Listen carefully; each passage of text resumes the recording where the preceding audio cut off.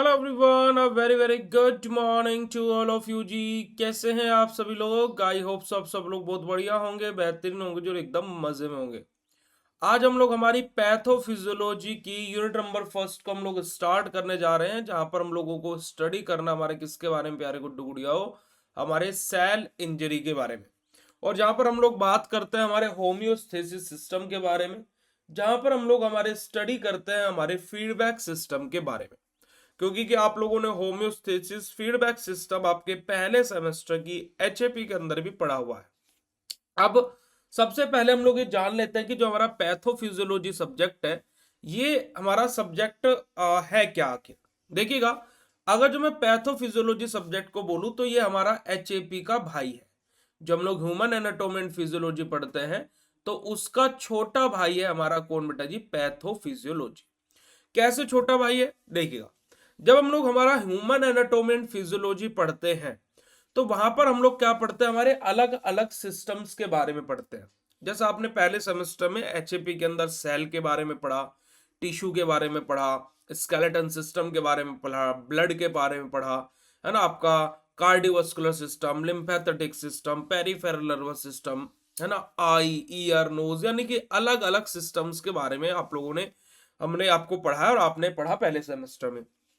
Second semester में भी आप अलग अलग सिस्टम के बारे में पढ़ते हैं एचएपी में।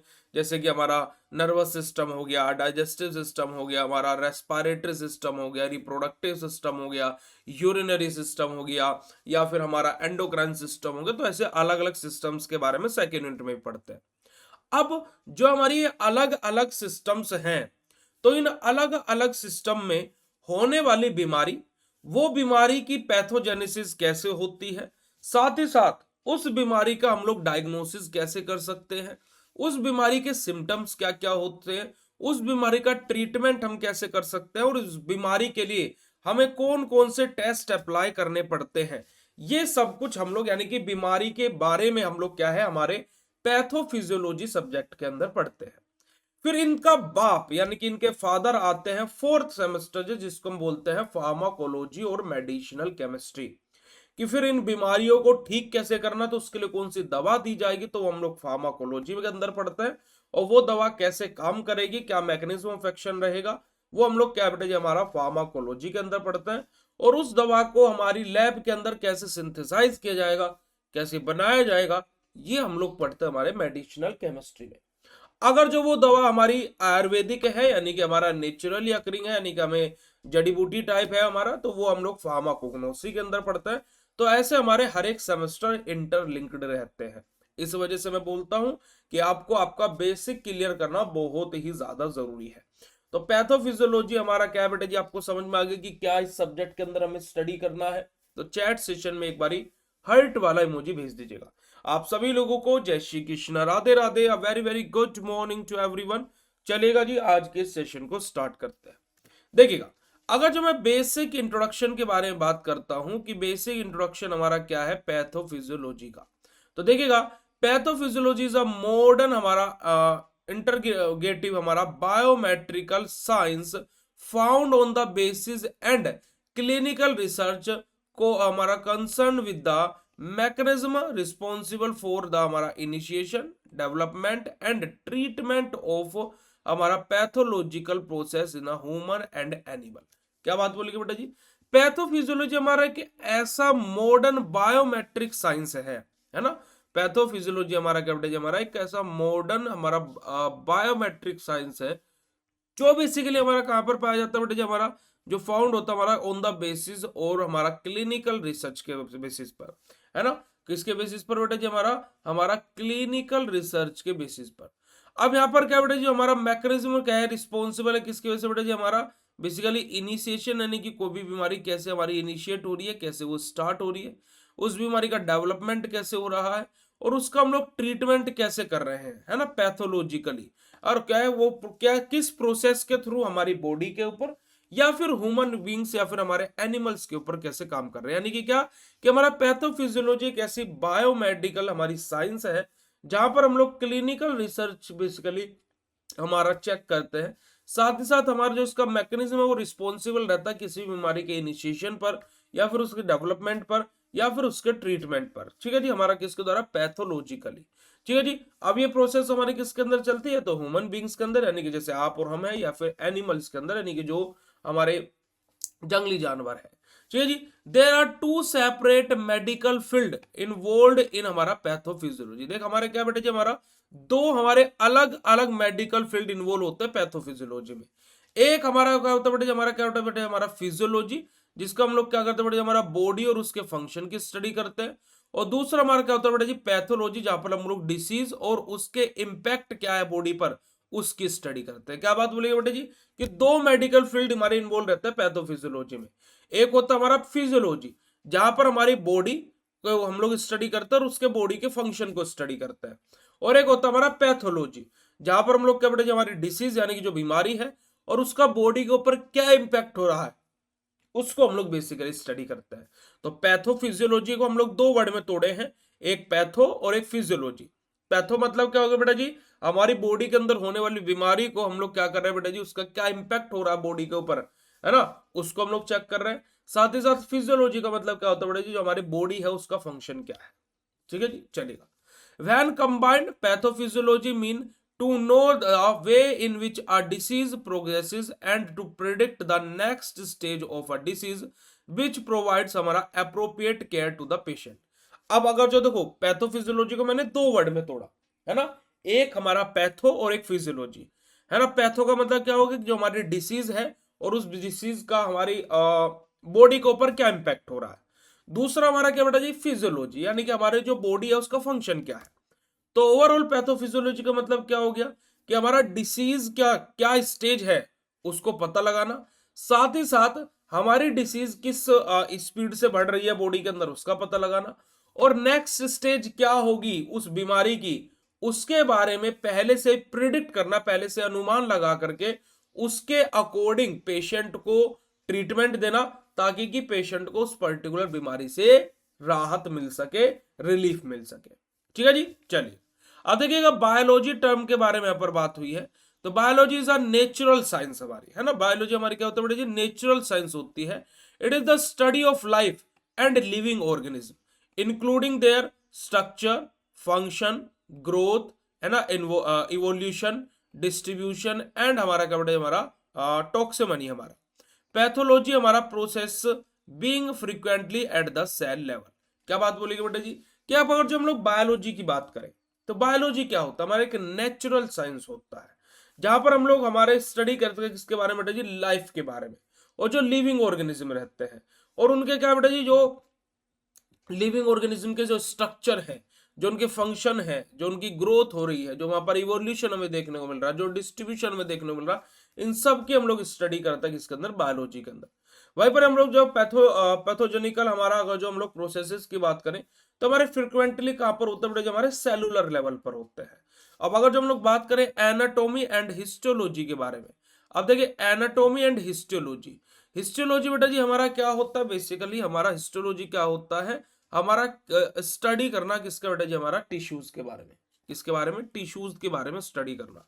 तो हमारा देखो मैक्रो और micro structure property of a human body are essential for understanding their pathology.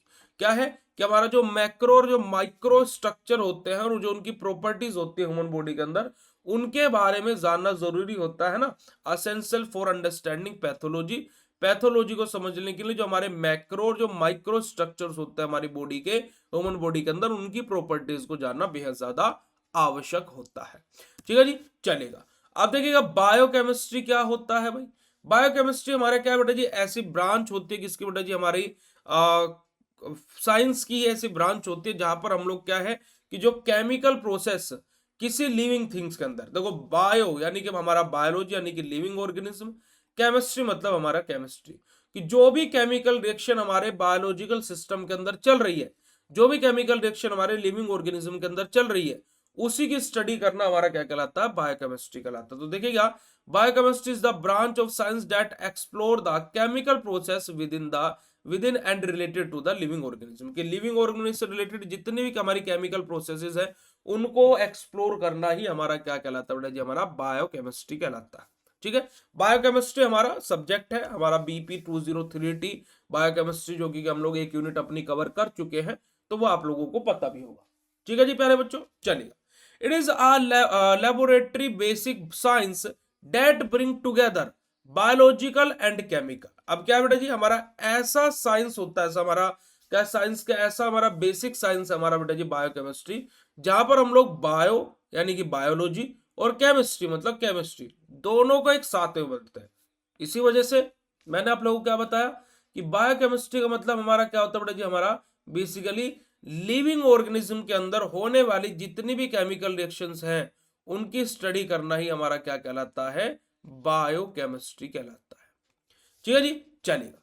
अब आगे बात करते हैं बेटा जी हमारा फिजियोलॉजी के बारे में। फिजियोलॉजी हमारा क्या बेटा जी, हमारा बायोलॉजी की वो ब्रांच है जिसमें हम लोग क्या बेटा जी किसी भी फंक्शन और उसकी एक्टिविटी के बारे में बात करते हैं, कोई भी लिविंग ऑर्गेनिज्म, क्योंकि हमने एनाटॉमी एंड फिजियोलॉजी के अंदर हमने ऑलरेडी पढ़ा हुआ है कि हमारा जैसे कोई भी ऑर्गन है ना, उसके फंक्शन क्या होंगे, जो उसका स्ट्रक्चर होगा वो एनाटॉमी होगा और उसके फंक्शन क्या होंगे वो हमारा फिजियोलॉजी होगा। ठीक है जी, तो हमारा क्या बेटा जी हमारा एंड देयर पार्ट्स है ना including all physical and chemical processes.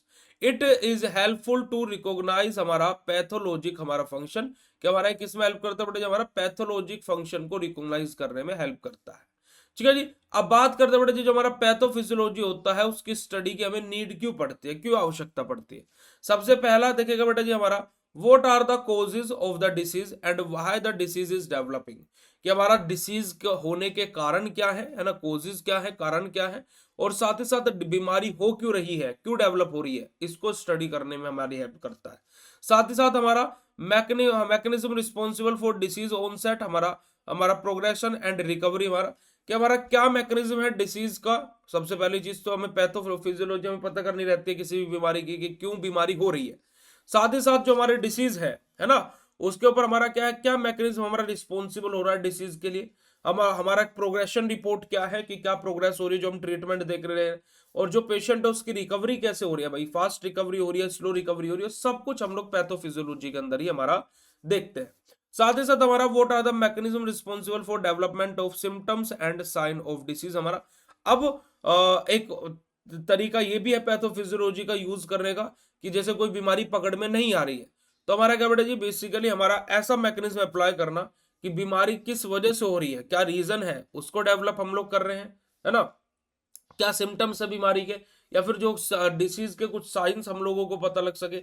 अब जैसे फॉर एग्जांपल क्या होता है, किसी को पीलिया होता है ना, तो क्या होता है उसकी आंखें पीली पीली हो जाती है, स्किन पीली सी पड़ जाती है, तो वो क्या बेटा ये सिम्टम्स है, सिम्टम्स है ना, वो क्या है प्यारे बच्चों, सिम्टम्स है ना भाई हमारे किसके बेटा जी, पीलिया के क्या है वो सिम्टम्स है, यस और नो।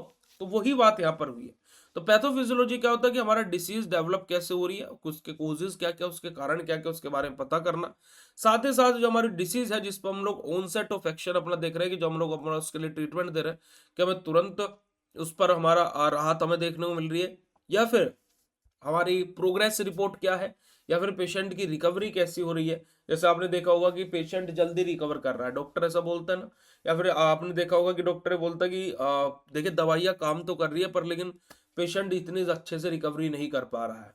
तो ऐसा क्यों बोला जाता है, वो on the basis of pathophysiology ही बोला जाता है। तो यही बात आप लोगों को यहाँ पर बताई गई है। अगर जो बात क्लियर हो तो चैट सेशन में कंफर्म कर दीजिएगा। अब बात करते हैं basic principle of cell injury के बारे में और हमारा एडेप्टेशन के बारे में, कि बेसिक प्रिंसिपल हमारा क्या होता है सेल इंजरी का और हमारा एडेप्टेशन क्या होता है, इसके बारे में स्टडी करेंगे। पर उससे पहले अगर जो आप लोगों को यहां तक की बात क्लियर हो तो फटाक से चैट सेशन में कंफर्म कर दीजिएगा।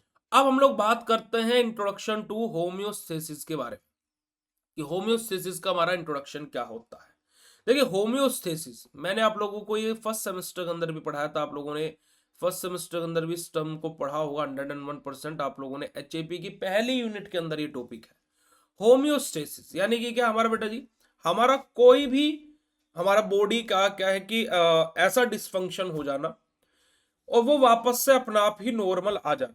जैसे फॉर एग्जांपल मैं अभी सुबह उठा, मैं क्या करके आया, 2-3 किलोमीटर रनिंग करके आया, हालांकि मैं नहीं करके आया, मैं एक जस्ट एग्जांपल बोल रहा हूँ। मैं 2-3 किलोमीटर रनिंग करके आया और रनिंग करने के आने के बाद में जैसे मैं रनिंग करके आया तो मैंने क्या देखा कि क्या देखा मैंने, मेरी जो हार्ट रेट है मैंने उसको चेक करी आते के साथ ही, तो वो बढ़ी हुई मिली, जो मेरी हार्ट बीट है वो बढ़ी हुई मिली, है ना। जो मैंने ब्लड प्रेशर देखा तो मेरा बढ़ा हुआ मिला। तो क्या उस कंडीशन में, क्या मैं उस स्टेज में बीपी की गोली खाने लगूंगा? क्या क्या ऐसा होगा? क्या नहीं होगा। क्या है कि मैं कुछ टाइम अगर जो बैठूंगा, आराम से रेस्ट करूंगा, तो मेरी हार्ट रेट वापस से नॉर्मल हो जाएगी। तो उसको क्या मेरे को ठीक करने के लिए कोई दवाई की जरूरत पड़ी? नहीं पड़ी। मेरी बॉडी ने वो जो हार्ट रेट बढ़ी हुई थी due to my exercise, my physical activity, अब बॉडी ने खुद ही उसको क्या कर लिया? रिड्यूस कर लिया। नॉर्मली देखा जाए तो वो एक बीमारी है। नॉर्मली देखा जाए तो मेरे प्यारे बच्चों वो एक बीमारी है। क्यों? क्योंकि भाई हार्ट रेट बढ़ी हुई है, ब्लड प्रेशर बढ़ा हुआ है। बट हमने क्या किया कि हमारी बॉडी के ऊपर छोड़ दिया कि भाई तुम ही ठीक करो इसे, है ना। तो हमने क्या, हमारी बॉडी ने क्या किया कि हमारी बॉडी ने बोला कि सर आप कुछ टाइम रेस्ट कीजिए, और जब आप रेस्ट कर लेंगे तो आपका जो हार्ट रेट है, जो ब्लड प्रेशर बढ़ा हुआ है, वो नॉर्मल हो जाएगा। ठीक है जी, तो हमारा वो नॉर्मल हो गया कुछ टाइम बाद। ऐसे क्या होता है कि कभी कभी हमें फीवर लगता है ना, हमें बुखार टाइप लगता है। अब बुखार लगता तो हम दवा ले ली हमने तुरंत के तुरंत। कभी भी तुरंत दवाई नहीं लेनी चाहिए, है ना। हमारे इम्यून सिस्टम को फाइट करने देना चाहिए पहले। जब इम्यून सिस्टम फेल हो जाए तब जा करके हमें दवाई का सहारा लेना चाहिए। आप अभी आगे पढ़ेंगे, आप जब फार्मेसी में आप देखेंगे तो आपको खुद पता लग जाएगा कि आप दवाइयों के बारे में पढ़ रहे हो और आप खुद दवा लेना बंद कर दिए। ठीक है। तो क्या है कि हम दवाई नहीं ली, हमें जैसे फीवर टाइप लग रहा है, तो हमने क्या किया कि हमने सारा काम अपना बंद किया जो भी हम कर रहे थे, और हमने क्या किया, 1 से 2 घंटे बॉडी को रेस्ट दिया। यानी कि आराम से लेट गए और सो गए। ऐसा नहीं कि फोन चला रहे हैं लेट करके, नहीं, बॉडी को प्रॉपर रेस्ट दिया। 1 से 2 घंटे हम लोग सो गए। ठीक है। जब हम सो करके उठे और हमने जब मुंह वो धुला, तो हमें क्या है, हमारी बॉडी को बिल्कुल फ्रेश फील हो रहा है। जो बुखार था वो ठीक हो चुका है। यानी कि जो फीवर था वो फीवर था, बट हमारी बॉडी ने उसको खुद ही ट्रीट कर लिया। यानी कि होम्योस्टेसिस हमारा क्या होता है कि हमारा बॉडी का एब नॉर्मल कंडीशन में जाना, यानी कि हमारी बॉडी का डिसफंक्शनिंग होना, या फिर हमारी बॉडी के किसी ऑर्गन का डिसफंक्शनिंग होना, यानी कि सही से काम ना करना, और बिना किसी एक्सटर्नल हमारे प्रोडक्ट के, यानी कि किसी भी बाहरी हमारे प्रोडक्ट के, है ना। बाहरी मतलब क्या, जैसे ड्रग हम ले लेते हैं, फिर कोई भी बीमारी के लिए हम लोग कोई दवा ले लेते हैं, तो उसके बिना ही जो हमारा इंटरनल एनवायरमेंट है, जो हमारा क्या बेटा जी, जो हमारा इम्यून सिस्टम है, उसने क्या कर दिया, खुद ही उस बीमारी को क्योर करके ठीक कर दिया। तो उसी को हम लोग क्या बोलते हैं बेटा जी, होम्योस्टेसिस बोलते हैं। होम्योस्टेसिस मतलब कि हमारा क्या है, होम और स्टेट, यानी कि क्या, बॉडी का वापस से अपनी होम स्टेट में आ जाना। बॉडी का वापस से अपनी क्या है, जिस जैसी थी वैसा ही हो जाना। यही हमारा क्या कहलाता है बेटा जी, होम्योस्टेसिस कहलाता है। ठीक है। अब होम्योस्टेसिस को मैं हमेशा क्या बोलता हूँ, इसे याद रखिए कि सुबह का भूला शाम को घर आ जाए तो उसे भूला नहीं बोलते हैं। तो देखिएगा, द कॉन्सेप्ट ऑफ हमारा क्या बेटा जी, internal harmony was propose by था हमारा क्या बेटा जी, किसके द्वारा बेटा जी, हमारा बेयरडंट के द्वारा इन 19th सेंचुरी हमारा। ठीक है जी, हमारा बियरनर्ड के द्वारा हमारा बेटा जी 19th सेंचुरी में बेसिकली हमारा ये जो हार्मोनी है हमारा, बेसिकली जो इंटरनल हार्मोनी है, इसका कॉन्सेप्ट हमारा दिया गया। वोल्टर हमारा कॉर्नर हमारा coined the term homeostasis to describe the state of internal, यानी कि physical and physiological balance of organisation of function. हमारा क्या बात बोलिएगा बेटा जी, कि हमारा जो इंटरनल हार्मनी है ना, जो हमारा इंटरनल हार्मनी है, इसके बारे में 19th सेंचुरी में हमें किसने बताया बेटा जी, हमारा बार्नर्ड सर ने बताया।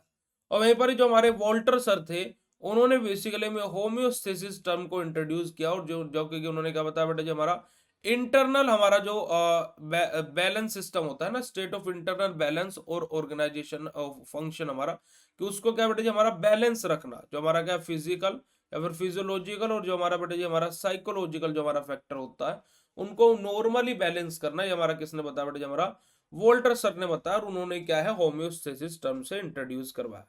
होम्योस्टेसिस में भी define as the maintenance of internal condition of the body at equilibrium, है ना, despite changes in external environment. क्या बात बोलेगी बेटा जी हमारे, कि होम्योस्टेसिस हमारा क्या होता है कि जो हमारा इंटरनल कंडीशन है बॉडी की, उसको इक्विलिब्रियम कंडीशन पे रखना, है ना, हमारा एक्सटर्नल एनवायरनमेंट में चेंजेस करते हुए। अगर जो हमारे एक्सटर्नल एनवायरनमेंट में कोई चेंजेस हो रहे हैं, बट इंटरनल एनवायरनमेंट को हमारा इक्विलिब्रियम कंडीशन पे रखना, है ना। जो इंटरनल एनवायरनमेंट है उसमें क्या करना कि जो बॉडी की कंडीशंस है वो उसको इक्विलिब्रियम रखना, ये हमारा क्या कहलाता है बेटा जी, होम्योस्टेसिस कहलाता है। ठीक है। जैसे कि हमारा जैसे for example the core temperature of human body है ना remain at 37 degree Celsius deposit हमारा बेटा जी सराउंडिंग टेम्परेचर। अब क्या है कि देखो बाहर का टेम्परेचर हमारा कम ज्यादा होता रहता है, तो उसके कारण ऐसा तो नहीं है कि हमें बुखार हो जाएगा, नहीं, उसके कारण हमारा क्या है जो इंटरनल एनवायरनमेंट है उस पर कोई इफेक्ट नहीं होगा। यही मेन काम हमारा क्या है होम्योस्टेसिस देखता है, यही मेन काम हमारा कौन बेटा जी होम्योस्टेसिस देखता है। बात क्लियर है बेटा जी? अगर जो बात क्लियर हो कि होम्योस्टेसिस क्या होता है तो चैट सेशन में फटाक से मुझे कंफर्मेशन दे देंगे, फटाक से चैट सेशन में कंफर्मेशन दे देंगे। वेरी गुड, बहुत अच्छे बेटा जी, वेरी गुड। चलिए अब बात आ जाती है हमारी एडेप्टेशन के बारे में। अडेप्टेशन हमारा क्या होता है? देखिए अडेप्टेशन के बारे में बात की जाए तो देखिए मैं अडेप्टेशन के बारे में बात करता हूं। तो अडेप्टेशन हमारा क्या होता है बेटा जी? हमारी एक ऐसी प्रोसेस है ना, जो हमारी ऐसी प्रोसेस है जो सिस्टम को शेक करती है ना, सिस्टम को बेसिकली क्या है फोर्स करती है कि हमारा जो रिस्टोर है या फिर हमारा क्या बेटा जी हमारा क्या है जो होम्योस्टेसिस है वो मेंटेन रखे।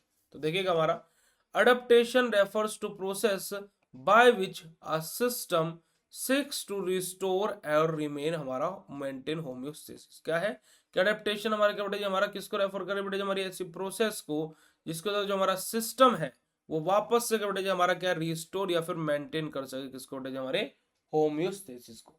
ठीक है जी, जो हमारा क्या है कि अडेप्टेशन हमारी क्या ऐसी प्रोसेस है जहां पर जो सिस्टम है वो हमारा क्या बेटा जी हमारा रिस्टोर या फिर मेंटेन रख सके हमारे होम्योस्टेसिस को। देखो होम्योस्टेसिस क्या कर रहा है? इंटरनल एनवायरनमेंट को मेंटेन रख रहा है। अब होम्योस्टेसिस को भी तो मेंटेन रखने वाला चाहिए भाई। जैसे एक बॉस है ना, बॉस क्या है पूरे ऑफिस को मेंटेन कर रहा है, पर उस बॉस को मेंटेन करने वाला कौन होगा? उसकी वाइफ होगी ना। तो ऐसे हमारा अडेप्टेशन है।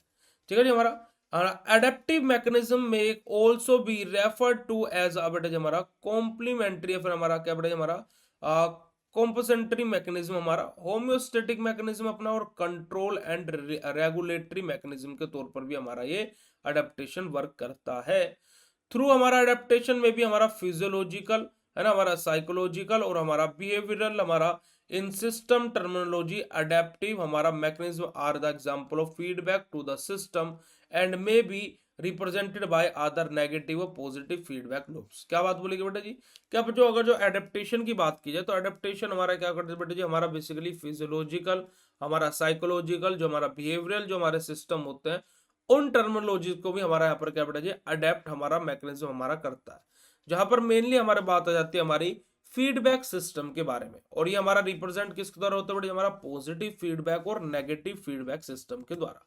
अब देखिएगा अगर जो हम लोग बात करते हैं नेगेटिव फीडबैक सिस्टम के बारे में, किसके बारे में? नेगेटिव फीडबैक सिस्टम यानी कि नेगेटिव फीडबैक लूप्स के बारे में।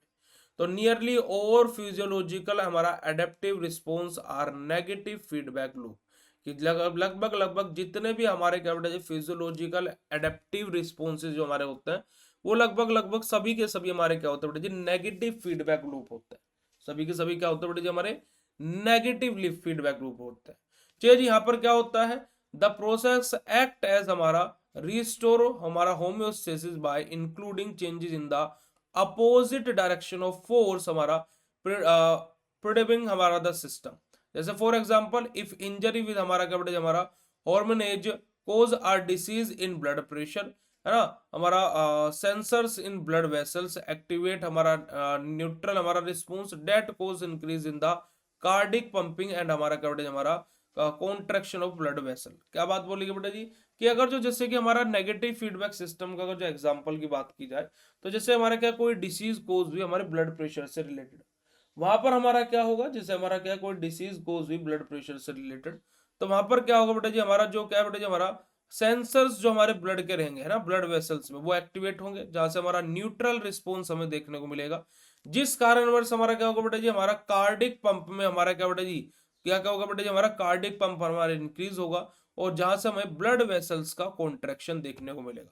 These changes cause an increase in blood pressure, a change that negates the original destruction हमारा completing the feedback loop and हमारा restoring the हमारा steady state। अब क्या बात बोलिए बेटा जी? अब देखो हुआ क्या था, हमारा क्या हो रहा था बेटा जी, सिंपल सा हमारा एग्जांपल था कि हमारा क्या हो रहा था, ब्लड प्रेशर की डिसीज हो रही थी। कैसे डिसीज हो रही थी कि हमारा क्या है कि जो ब्लड वेसल्स है, जो उनकी एक्टिविटी है वो न्यूट्रल हो रही थी, जहां से हमारा क्या हो रहा था बेटा जी, जो हमारा कार्डिक पंप है वहां पर हमारा क्या है बेटा जी, हमारा वो इंक्रीज हो रहा था। क्या कोज हो रहा था, कार्डिक पंप हमारा इंक्रीज हो रहा था, जहां से हमारा ब्लड वेसल का कॉन्ट्रेक्शन इंक्रीज हो गया। अब ब्लड वेसल का कॉन्ट्रेक्शन हुआ तो अब जैसे हम पाइप को क्या कर देते हैं बेटा जी, ऐसे दबा देते हैं आगे से, तो प्रेशर ज्यादा हो जाता है। तो ऐसे ब्लड जब हमारा ब्लड वेसल जब हमारी कॉन्ट्रैक्ट हुई तो वहां से क्या हुआ कि हमारा ब्लड प्रेशर जो हुआ वो इंक्रीज हुआ। यही हमारा क्या होता है बेटा जी, हमारा क्या बेटा जी, हमारा ओरिजिनल हमारा डिस्पेक्शन हमारा होता है, जो कि हमारा फीडबैक लूप का हमारा एग्जांपल है। और इसको हम लोग क्या करते हैं बेटा जी, हमारा स्टडी स्टेट में वापस रिस्टोर करते हैं, यानी कि इसको नॉर्मल स्टेट में हमारा वापस से रिस्टोर करते हैं। यही हमारा क्या होता है, नेगेटिव फीडबैक लूप्स हमारे होते हैं। पॉजिटिव फीडबैक लूप के बारे में बात की जाए, द रिस्पॉन्स टू हमारा destructive force in the same direction as the force हमारा है ना, दस हमारा टेंडिंग टू इंक्रीज द हमारा क्या बेटा जी, हमारा इनस्टेबिलिटी ऑफ द सिस्टम हमारा। जैसे कि positive feedback loop are almost always हमारा बेटा जी, हमारा क्या है, मेलाडेप्टिव हमारा रहेगा, फिर harmful and are often term हमारा क्या बेटा जी, हमारा विस्कस हमारा साइकिल हमारा। ठीक है जी। और हमारा डिकम्पोजिशन स्टेट अपना, जैसे कि एग्जांपल हमारा यहाँ पर क्या है, the increase rate and pump force of the heart हमारा evolving increase in the demand of the heart muscle and हमारा क्या बेटा जी, ऑक्सीजनेटेड ब्लड। जैसे अब देखो यहाँ पर हमें क्या करना पड़ रहा है, ब्लड प्रेशर इंक्रीज हुआ हुआ है, तो उसको क्या करना पड़ रहा है बेटा जी, डिक्रीज करना पड़ रहा है ना, डिक्रीज करना पड़ रहा है। नेगेटिव फीडबैक लूप हमारा ये। अब क्या है कि कोई चीज हमारी स्लो एक्टिंग हो गई है, जैसे कि हमारा क्या है यहाँ पर फोर्स हमारा जो increase in the rate of the हमारा क्या बेटा जो हमारा पंपिंग फोर्स जो हमारा हार्ट का है, अब हम उसको क्या कर ले, हमारी डिमांड क्या इंक्रीज करना है, increase the demand of the heart muscles हमारी। और हमारा क्या बेटा जी, किसके लिए, हमारा ऑक्सीजनेटेड ब्लड के लिए हमारे क्या है, जो हार्ट की रेट, जो हार्ट डिमांड है उसको हमें क्या इंक्रीज करना पड़ रहा है, ताकि कि और ज्यादा ऑक्सीजनेटेड ब्लड हमारे ऑर्गन्स को मिल सके और ऑक्सीजन हमारी बॉडी के अंदर प्रॉपर्ली सप्लाई हो सके। तो उसके लिए हमारा क्या है, पॉजिटिव फीडबैक लूप काम करता है। यानी कि अगर जो देखो हमें किसी चीज को डिक्रीज करना, कम करना, तो वहां पर नेगेटिव फीडबैक लूप काम करेगा, और किसी चीज को कम से ज्यादा और बढ़ाना तो वहां पर हमारा पॉजिटिव फीडबैक लूप हमारा काम करेगा। ठीक है मेरे प्यारे बच्चों, बात क्लियर है? तो फटाक से चैट सेशन में कंफर्म कर दीजिएगा। तो देखिए हमारा एक पॉजिटिव फीडबैक मैकेनिज्म कंट्रोल हमारा दो तरीके से हमारा होता है। हमारा क्या बेटे हमारा, जैसे कि हमारा क्या बेटे हमारा यूटायरिन हमारा कॉन्ट्रैक्शन ड्यूरिंग हमारा चाइल्ड बर्थ के बारे में बात हुई है। और हमारा क्या बेटा जी, ब्रेस्ट मिल्क का सेक्रेशन होना। ठीक है जी। जैसे कि देखिएगा व्हेन कॉन्ट्रैक्शन स्टार्ट हमारा ऑक्सीटोसिन हमारा क्या होगा, रिलीज होगा, जहां से हमारा क्या होगा बेटा जी, हमारा जो कि स्टिमुलेट करेगा हमारा ज्यादा कॉन्ट्रैक्शन को, और ज्यादा और ऑक्सीटोसिन रिलीज होगा, जहां से हमारा कॉन्ट्रैक्शन इंक्रीज होगा, और वहां से हमारा क्या होगा बेटा जी, जो इंटेंसिटी है, जो फ्रीक्वेंसी है ना, वो भी हमें इंक्रीज होते हुए दिखाई देगी, जहां से हमारा production and release of the oxytocin stop after the baby is delivered. क्या है कि देखो ऑक्सीटोसिन रिलीज हो रहा है, रिलीज हो रहा है, रिलीज हो रहा है, बट जब बेबी हमारा डिलीवर हो जाएगा उसके बाद में क्या होगा, जो ऑक्सीटोसिन है वो वापस से हमारा क्या हो जाएगा, रिलीज होना स्टॉप हो जाएगा। ऐसे नहीं कि वो तब भी रिलीज होता रहेगा। ऐसी ब्रेस्ट मिल्क है, ऐसा तो है नहीं कि जो हमारी माताएं हैं, जो बहनें हैं, उनका हर टाइम क्या होता है कि ब्रेस्ट में मिल्क होता नहीं। जब न्यू बॉर्न बेबी हमारे मदर जब किसी एक बेबी को डिलीवरी करती है, तो वहां से क्या होता है कि बेटा जी, जो हमारा बेबी है ना, sucking its mother breast leads to secretion of oxytocin into the mother blood हमारे, which leads to milk bring available to the baby via breast. हमारा क्या बात बोली गई कि जब बेबी क्या करता है, देखो बेबी जब पैदा हुआ उस टाइम पर क्या करता है, बेबी क्या करता है, जो अपनी मदर के जो ब्रेस्ट होते हैं उनको सक करता है ना, उनको एक तरीके से क्या करता है, चूसता है। वहां से क्या होता है कि फिर से दोबारा से हमारा ऑक्सीटोसिन रिलीज होता है। अब ऑक्सीटोसिन वैसे डिलीवरी के बाद में नहीं रिलीज हो रहा है, बट जब बेबी क्या कर रहा है, मदर के ब्रेस्ट को सक कर रहा है, तो वहां से क्या कर रहा है, वापस से ऑक्सीटोसिन रिलीज हो रहा है ब्लड के अंदर, जिस वजह क्या हो रहा है कि जो ब्रेस्ट है वहां पर हमारा मिल्क हमारा आ रहा है ना, ब्रेस्ट में हमारा क्या आ रहा है, मिल्क हमारा आ रहा है, जो बेबी है वो क्या है, मिल्क हमारा ड्रिंक कर पा रहा है। द मदर हमारा production and release of oxytocin को हमारा क्या बेटे हमारा causes when the baby stop हमारा फीडिंग अपना। अब क्या है कि जो ऑक्सीटोसिन है वो वापस से रिलीज होना कब बंद हो जाएगा, जब जो मदर का जो बेबी है वो क्या है कि जो ब्रेस्ट मिल्क है उसको पीना बंद कर देगा। ठीक है जी। ब्रेस्ट मिल्क पीना बंद कर दे तो वहां पर ऑक्सीटोसिन रिलीज होना बंद हो गया वापस से, और जो ब्रेस्ट है वहां पर मिल्क आना बंद हो गया। तो ये हमारा क्या होता है बेटा जी, सिंपल सा हमारा क्या होता है, पॉजिटिव फीडबैक मैकेनिज्म होता है, जो कि हमारा क्या है कि अप्रोप्रिएट कंडीशन में हमारा होता है ना। ऐसा नहीं कि ऑक्सीटोसिन हर टाइम ही रिलीज हो रहा है।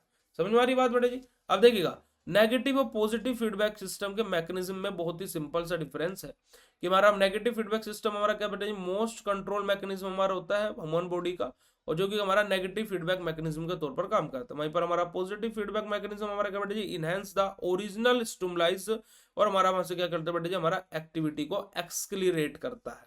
ठीक है जी। फिर नेगेटिव फीडबैक सिस्टम के बारे में बात करें तो डिक्रीज करता है बेटा जी, जो हमारा क्या बेटा जी, जो हमारी स्टिमुलस है, या फिर जो हमारा चीजें क्या है बेटा जी, एलिमिनेट करता है किसको बेटा जी, हमारे जो भी इंटेंसिटी है हमारी किसी डिसीज की।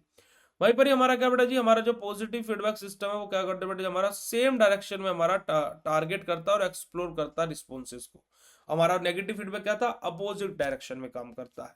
तो यही हमारा क्या बेटा जी, पॉजिटिव और नेगेटिव फीडबैक सिस्टम है, जो कि बहुत ही सिंपल तरीके से आप लोगों को क्लियर हुए होंगे। और यही हमारा क्या बेटा जी, आज के सेशन में हम लोगों को पढ़ना था। तो जितना मैंने अभी आप लोगों को बताया, अगर जो आप लोगों को इतनी बात सभी की सभी क्लियर हो, तो एक बारी फटाक से चैट सेशन में कंफर्मेशन दे देंगे भाई। फिर उसके बाद में हम लोग आज के सेशन को यहीं पर ही एंड करेंगे। फटाक से जी चैट सेशन में कंफर्मेशन दे देंगे जितनी बात मैंने जस्ट अभी आपको बताई, अगर जो क्लियर हो गई हो तो चलेगा जी। तो अब हम शाम को मिलेंगे आप लोगों से। शाम को हम लोग हमारी ऑर्गेनिक केमिस्ट्री पढ़ेंगे। तो हमारी आज से पैथोफिजियोलॉजी भी स्टार्ट हो गई है।